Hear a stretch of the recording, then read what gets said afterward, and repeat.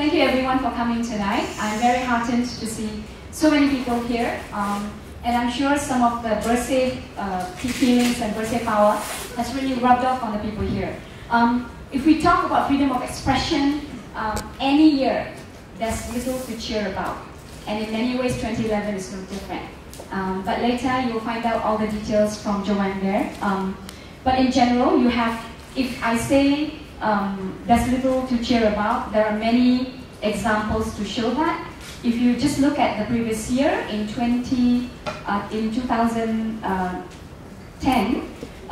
the biggest rally then was the one against Internal Security Act, and that one only had 5,000 or 15,000, depending on where the estimate comes from, and only up to only up to 200 people were arrested. You compare that with 2011, almost 2,000 people got arrested, and a record high of 2,000 arrests and 30,000 participants, or 50,000 participants, depending on who you're quoting. In 2011, you can see the authorities using everything at its disposal, from the registrar of societies all the way to having utusan, registrar of societies declaring birthday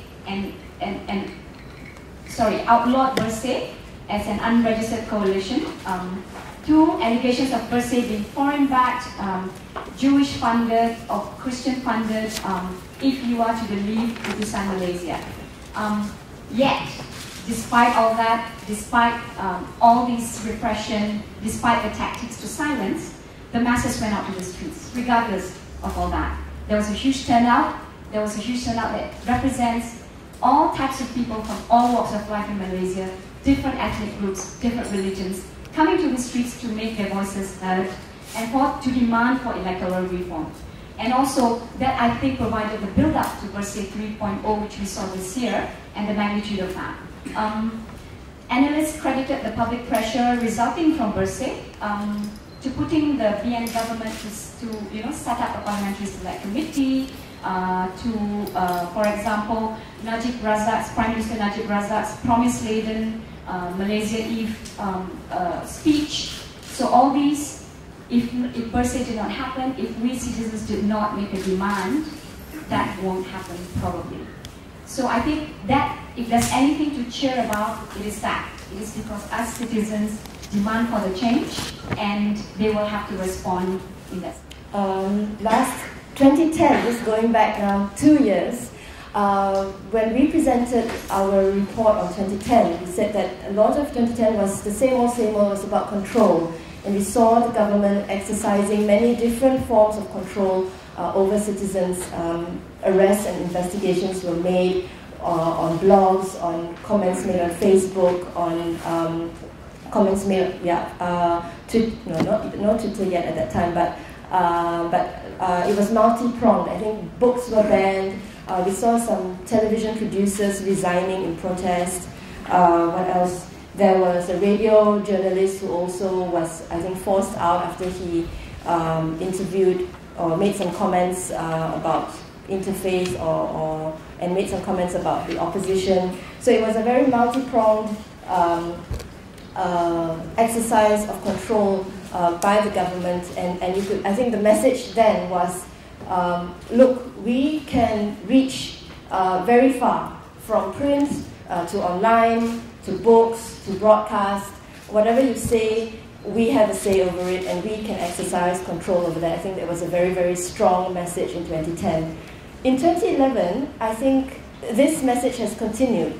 However, it is a lot more nuanced. So it's not so direct, not so kind of blatant or brash anymore. And I'll come to why I say that. In 2010, we also saw a lot more protests and a lot more forums. So we were talking about a lot of successful small-scale protests, a lot more forums discussing topics that, even 5 years ago, probably would never have been discussed. So forums on the Allah topic, very, very calm discussions on two differing sides on whether the word Allah can be used by non-Muslims. So these kinds of forums were emerging, and I think 2011 we have seen a lot more of that, and then of course protests as well, a lot bigger, a lot more organized, and of course culminating in the Bersih 2.0 rally. So I'll take basically on the government. So if 2010 is about control, I would say 2011 is about contradictions, because as we heard just now, our Prime Minister said that on September 15th, historical speech with I think 800 live studio audience, announcing the repeal of the ISA, as well as the Banishment Act and 3 emergency declarations, amendment of printing laws. So apparently it's because the people want a more open and dynamic democracy, where opinions, ideas and concerns are given more attention.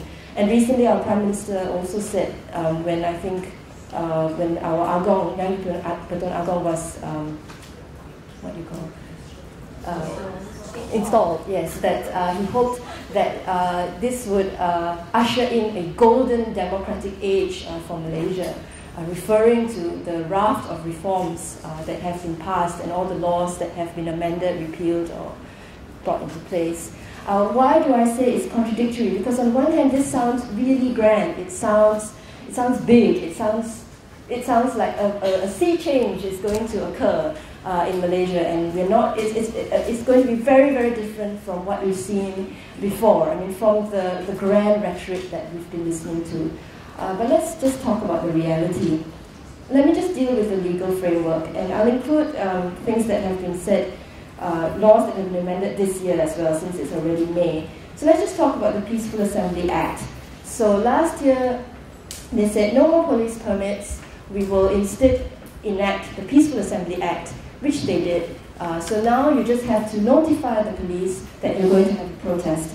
Except that the Peaceful Assembly Act allows the police to fix restrictions relating to the manner of the assembly and the conduct of participants. So if you think about it, the manner and the conduct. So that's basically, I can tell you exactly how to run your assembly. So for example, when protesters or demonstrators wanted to demonstrate in support of Anwar Ibrahim when his decision at the High Court was announced, the conditions given were you can go and demonstrate in support of Anwar Ibrahim, but you cannot give any speeches in support of Anwar Ibrahim, and you cannot have any banners in support of Anwar Ibrahim. So I have no idea then what the protesters did there on that day. Probably, if you can't talk about Anwar, you can't have banners of Anwar, but it's a protest to support Anwar. So these are the kind of things that can be done using the Peaceful Assembly Act. So you could say, I want to protest for free speech, but you can't say that. I mean, it doesn't make sense.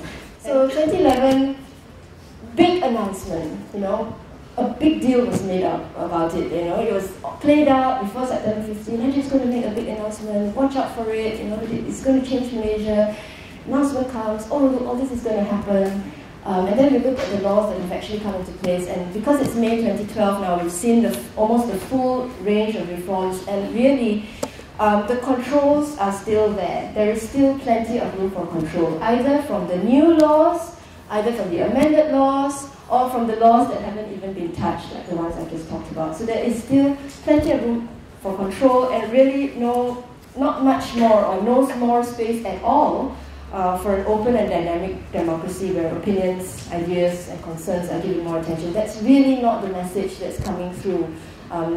You can say one thing, but if we actually look at the laws that have come into place, that's not the reality on the ground.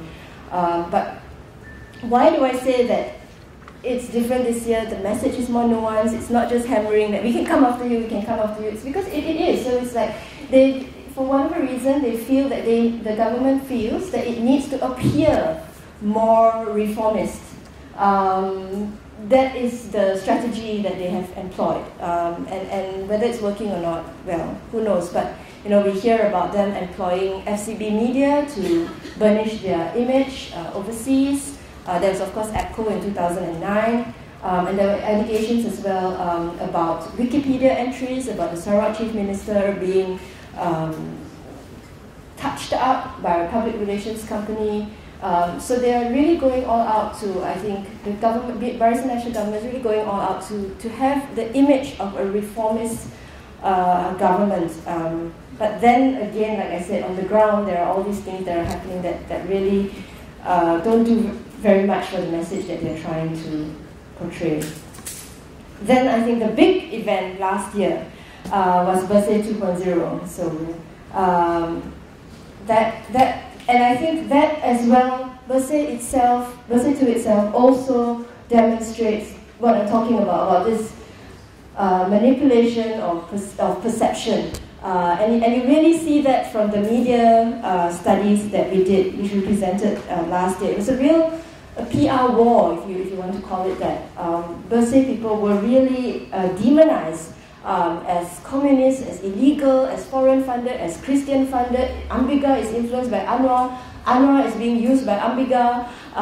So many, it was a deluge of reports. It was quite amazing actually. And you see afterwards the statistics of how many articles there were on Bersih. And then they arrest for wearing Bersih t-shirts, arrest for wearing Bersih t-shirts underneath your t-shirts, arrest for wearing yellow t-shirts but in a Bersih kind of gathering, arrested for having Bersih t-shirts in your car, arrested for talking about Bersih and asking people to go for Bersih, arrested because you are in a Bersih Gotong Royong campaign. It's a bit cheeky, but still. Yeah, so all kinds of arrests going on, really, until we appeared in the I think it was a Guardian newspaper that says like, Malaysian government afraid of t-shirts or something like that. So I think that the PR war, it was a real push to portray Bersih as dangerous, illegal. My favorite actually, well, I mean, this is not, we don't know where this is from, but my favorite was they found this Molotov cocktails in Sitiawan or something, and then they had a note there, instructions from boss. All 21 bottles to be thrown at UMNO office. White-coloured kotor t-shirts, our signal during Bersih rally. Be careful of police there. Burn after reading. So we noticed that the two groups that were singled out last year, or the bogies, the common enemy perhaps, were the communists. I don't know who are the communists, because Parti Socialist is socialist, which is different from communists, but they were the communists and the Christians. So Utusan Malaysia came up with the Christian Agama Rasmi, the DAP come Christian conspiracy in Penang to make Malaysia a Christian nation with a Christian Prime Minister. This came from two blog postings and no source who was present at the event was quoted. So from a media perspective, this is very serious. You front page a report with no live, no quoted source who was present, using a blog to make such a big claim. That was really serious. And then there was the Selangor Islamic authorities' raid on the church for alleged proselytization to Muslims, followed by, I think, broadcast media talking about alleged proselytization, and then reports about teachers proselytizing, and then culminating in the Himpunan Sejuta Islam, where they gathered in the stadium to protest alleged proselytization of Muslims by Christians. So there was a tendency to make threats, I think, which is a worrying tendency. Probably it's been around for a long time, but we would still like to flag it as a very worrying tendency. The thing about freedom of expression, our government always says that freedom of expression is not absolute. There must be restrictions. It's in our constitution. And they are absolutely right. There are restrictions when there are dangers to public order. And that doesn't mean traffic jam.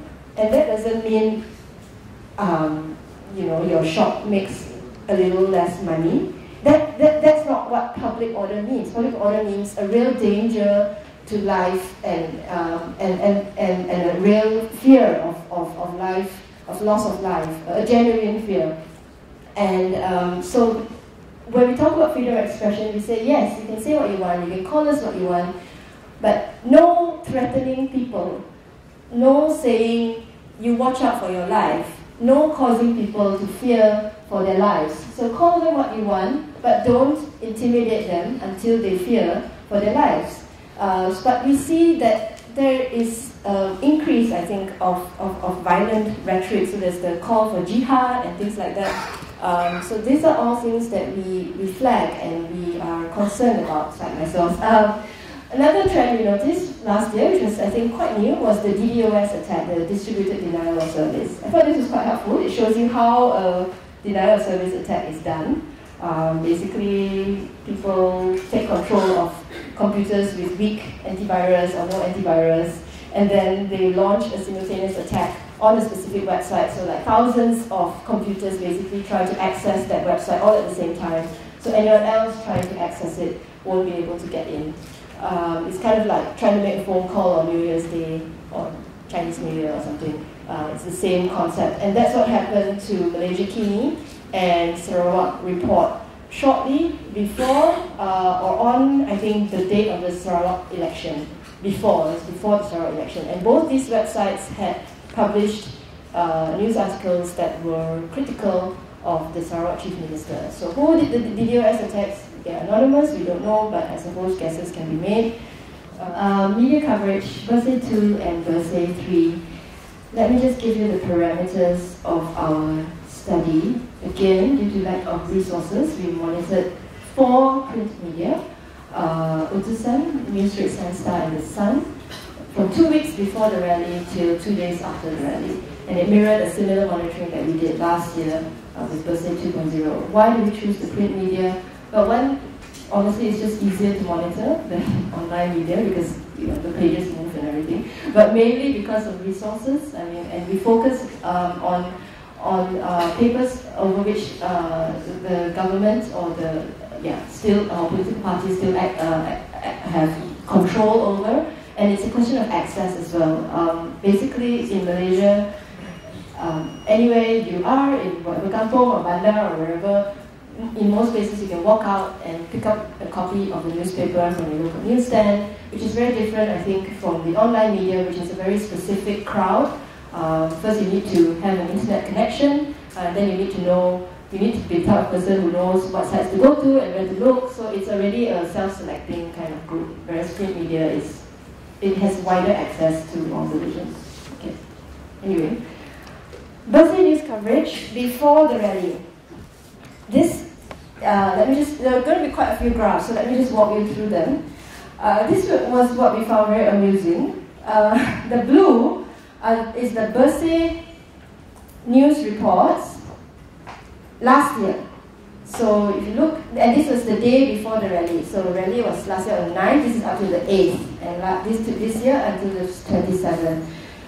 So Utusan, we're touching 297 articles last year over a space of just under 2 weeks, and this year only 16. And similar drastic drops for NST and the Star. I think you can do the math yourself, but we're looking at something like 96% less articles in Utusan and 90% less articles in NST and the Star. The Sun is the only one which performed slightly better, is the way to say, yeah. Or maybe, yeah, where it's less of a drop. So they didn't have, but the Sun, if you remember, you must remember, is a Monday to Friday paper. And Utusan is a broadsheet, that's why we also have a lot more articles. But I can only surmise, considering that Bersih 2 and Bersih 3 had the same hype and the same, big deal about it, that there must have been instructions. There must have been something going on to either play it up last year or play it down this year, or both. Okay, this is Utusan and NST. Blue, which is not present in the Utusan bar, is positive. So articles that were classified by CIJ as positive. So positive, we take anything that means, praising the rally, saying it's good for electoral reform, it's good that this is happening, it was a festive atmosphere, it was happy. So Utusan 2011, 0. I think there was like one article out of like 400, but because I did the percentages, it doesn't appear. And then Utusan 2010 also 0, so same. NST also same. But there was a slight increase in neutral articles. So for both Utusan and NST, it did better. The negative came down a little bit, and the neutral went up, but still no positives. Then on the right we have, it's the Star and the Sun. So the star has slightly more blue, slightly less red, and a lot more green, but still not great lah. The sun also, but what was interesting this year was a big jump in the sun's neutral articles. So compared to last year, most of the articles were negative, but this year, most of the articles were neutral, which I think is commendable. And these are the reports on the journalists. So these are the ones that... So we decided this year that because there were incidents of violence against police, well, firstly against journalists by police, the purple bar, against protesters by police, against journalists by protesters, and against the police by protesters. So we thought it would be good to monitor how did the media report on this. And we monitored just 2 days, so the Sunday and the Monday after the rally. We decided this year to throw in online media because it's only 2 days. And so we took basically the news reel from Malaysia Kini, so that because people always say, oh, you never monitor online media, so we tried to include it this time. And this is only news reports, so it does not include comments and editorials. And you can see, I think, the results for yourself. So Malaysia Kini being online has the most reports, most number of reports, just quantitatively. Reports against, attacks against journalists and protesters, equal. They gave quite a lot of coverage to attacks against journalists and protesters by the police. They gave some coverage to attacks against journalists by protesters. Basically, there's that one account of Muhammad Azri, the Al-Hijrah camera person. And they also reported on attacks against the police by protesters. People say, well, yeah, they're all owned by political parties anyway, of course you expect them to be biased. Yes, we expect them to be biased. CIJ did a study last year on coverage of BN and PR stories. The first story, political story, in newspapers, and yeah, it's like way more stories about BN, almost no negative stories about BN, and no positive stories at all for PR. So yeah, we expect that kind of results. But we, on the other hand, I think hiding the numbers, distorting the facts, you know, like the Arif Kantono case, playing down violence against citizens, that's just plain dishonest. And I think that just goes a step further. So it's not just bias anymore, it's dishonest. And it prevents your masses from really understanding what's going on in the country. And it also paints a very sorry picture for the reform that apparently is taking place. This amendment of the PPPA, freer press. It's a very sorry picture when you actually look at the statistics, and it's very clear that it's not a freer press, it's the same. It's the same as last year, and in some cases even worse. So just to conclude, what we can do, we definitely need to push for the complete repeal of the PPPA. The amendments that have been put in place are not enough. I think it's very clear from the study that our media, print media, is still not free. Not to say if we repeal the PPPA, tomorrow they will be free, because they are still owned by political parties, but that is really a very important first step. Support alternative and new media. I wanted to say this. Don't share your Malaysia Kini password. If people ask you for a password, tell them, go and pay, isn't it 15 ringgit a month? I don't work for Malaysia Kini. But support new media, because it is real. I write for the Nut Graph, and it's really hard, as you know, to monetize our content, as great as it may be. And don't fall for the bait. Try and have constructive discussions. I think, you know, when people say jihad, or, you know, Amiga is LGBT supporter, or you know, all these people are violent criminals, and tarring everybody with the same brush.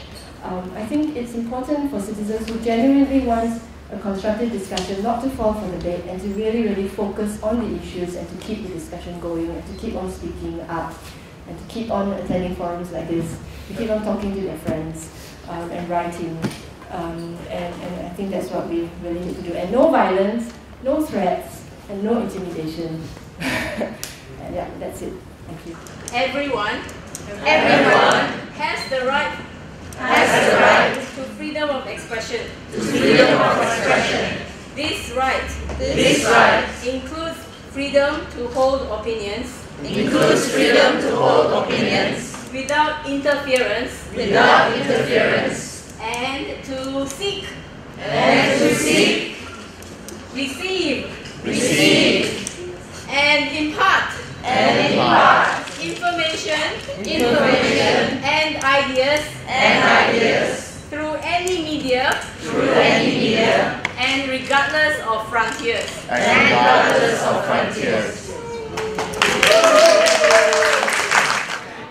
I think it's a very good report. Of course, it's a bit limited by resources, but it's very interesting to actually see the figures, particularly on the coverage of Bersih 2 and Bersih 3.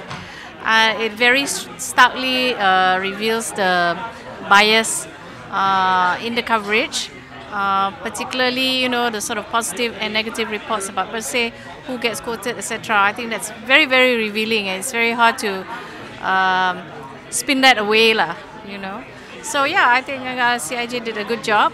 Of course, there's more that needs to be done, coverage of other media as well. But I understand about the resources, and hopefully they can address that in some way. Well, I mean, to me, this is an important evening. We look forward every year to the release of the CIJ's report on the freedom of expression and information in this country. It is a measure and basically a benchmark as to where we are as a country in terms of our press freedom.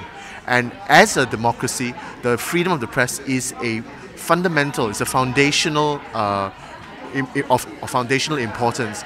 If you don't have a free press, if you don't have freedom of information, then how do you make decisions? How do we know what the news is? How do we know whether somebody is reporting something correctly and accurately? Because it is on the basis of this news and this information that we again make decisions. So the freedom of information is very, very important. But likewise, the freedom to express, the freedom to say what we feel, right, without necessarily hurting other people's feelings, but the right to say it, the right to be able to express ourselves and to basically tell people what is in our hearts. I think that's an important thing too, that should not be restricted by law. I mean, of course, there must be sensitivity to other people's feelings, but it is an important right that should not be curtailed by law. Saya ucapkan tahniah kepada CIJ. Ini satu usaha yang sangat baik untuk melihat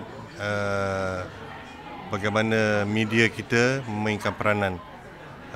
Saya percaya maklumat yang terdapat dalam kajian ini harus disebarkan supaya masyarakat mengetahuinya, dan juga agar pihak media sendiri mengetahui apa yang mereka lakukan. Sebenarnya saya percaya sebahagian daripada dapatan ataupun penemuan dalam kajian ini mereka tidak tahu. Mereka harus melihat dapatan dan penemuan dalam kajian yang dilakukan oleh CIJ ini supaya mereka mengambil sikap untuk memperbaiki lagi media yang mereka kawal dan sebagainya. Ken.